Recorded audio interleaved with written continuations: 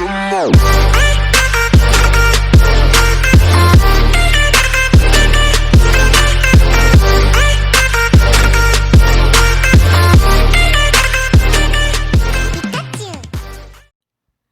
Hey guys, Isabella here. We are back for some more Harry Potter conspiracy theories.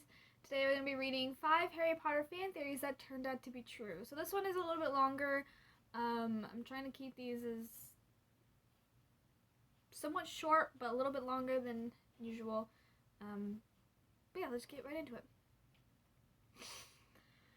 In literature, canon refers to a source of material that establishes the characters, relationships, events, and environments of the fictional universe. For Harry Potter fans, that includes the geographic location of Hogwarts, which is in Scotland, the necessary gestures that perform levitation charms, swish and flick, and the official rules for the game of Quidditch. Outside of canon, however, exists headcanon of fans' imagined explanations for what happens between the lines or off the page entirely. While some of these speculations are truly wild, certain fan theories come closer to the mark than others. To astute Harry Potter fans who saw these coming, we salute you.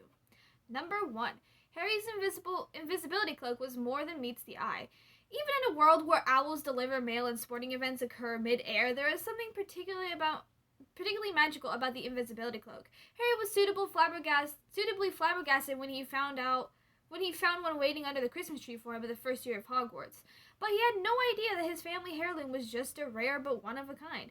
When keen readers of Fantastic Beasts and Where to Find Them learned that invisibility cloaks are more commonly woven from demiguise hair, they found it strange that Harry's cloak was never described as being, well, hairy. Knowing that the strongest enchantments placed on a normal garment would wear off over time, clever fans have stated to state that there is more to learn about James Potter's bequest to his son. The shoe dropped in Deathly Hallows when one realized that Harry's cloak was none other than Ingordis Prevel's fabled cloak of invisibility, one of the 3 hollows and a hell of a one hand-me-down. Number 2, Dumbledore and Grindelwald are more than just friends. Fans are the first to admit the uncover ships, short for relationships, are more than wishful thinking than predictions. But every once in a while, their dreams do come true. Having to learn that Deathly Hallows, that a young Albus Dumbledore made a fast friend with Gellert Grindelwald in their impressionable teen years, a tiny niche of the internet began to wonder if those two might have been romantically involved. In 2007, Rowling revealed to Carnegie Hall audience not only to late headmasters gay, but that he in fact fallen in love with Grindelwald.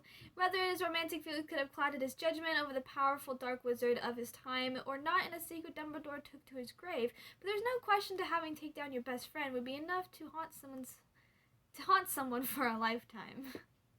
Number 3, magic is genetic. When Harry steps through the brick walls behind the leaky cauldron into Diagon Alley for the first time, he crosses a physical boundary that divides into 2 worlds, Muggle and magical. The coexistence of these 2 types of people raise an obvious question to the early readers of this series. What makes some people magical and others not? In 1999 interview, Rowling claimed that nobody knows where magic comes from. It's like any other talent. Sometimes it just has to be inherited, but other are the ones in their family who have the ability. Fans demanded a better explanation than a shrug and fell off to scientists among them to come up with a satisfying solution. Certain wizards' obsession remains with a pureblood, meaning that only having magical ancestors and no Muggle relations, tipped off fans to the idea that magic might be something literally in someone's blood, that is, in their DNA. Heated debates about the feasibility that nearly broke out. Punnett squares were deployed. In 2002, Rowling explicitly states that squibs, or non-magical people born to magical parents, are rare because magic is a dominant and resilient gene. She later complicated things, however, by claiming that Muggle-borns like Hermione and Lily Potter are possible because of recessive genes, a statement that is really direct contradiction by her earlier attempt to reconcile magic and science, saving those of us who haven't thought about the chromosomes since sophomore year of high school. Avid fan and biology major Andrea stepped in to explain with a 6-page paper that magical ability can be attributed to a single autosomal dominant gene that is caused by an expansion of the trinucleotide repeats with a non-Mendelian ratio Ratios of Inheritance. 5 years later, Duke University professor Eric Spanner further explained that Muggle boards like Hermione and Lily could have accounted for by de novo mutations, basically winning the genetic lottery. I didn't get a word of what that said. I'm not a science person, but it sounds cool, I guess. Number 4, Harry and Ginny had a good reason for not naming their son after Remus.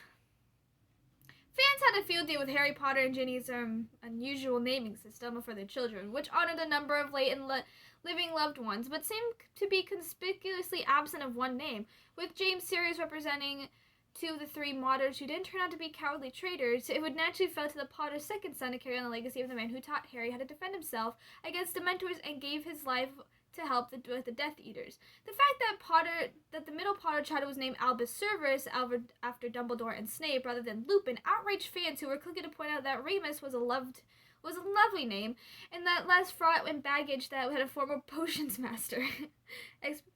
An optimistic few, however, rushed to find an explanation, perhaps that Potters hadn't skipped over Remus Lupin's name, but to save his memory for someone else. Rowling affirmed that the kindness over Twitter, saying that Harry left Remus's name for Teddy to use for his own son. Not a snub, but a gift. Number 5, Harry dies / Harry lives. One of the hottest predictions in town prior to releases of Deathly Hallows was the question of literal life or death. Whether Harry Potter could remain the boy who lived or the boy who remembered forever after encountering Voldemort one last time as the boy who didn't quite make it. The prophecy that caused Voldemort to make an attempt on baby Harry's life all those years ago stated quite clearly that either must die at the hands of the other or neither can live while the one survives, meaning that Harry or Voldemort had to die.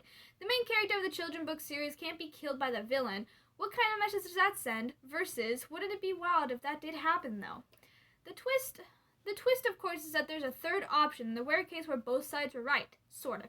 Harry did cross into the afterlife, but made an unprecedented return, while nearly every reader could thus satisfy in claiming that they were right. Again, sort of.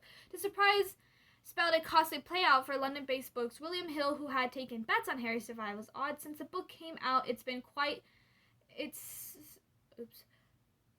subject to quite a few interpretations, a spokesperson said, so we paid it out on our bets to a tune of £62,000, or just over $100,000 in today's dollars. I think that's what it says.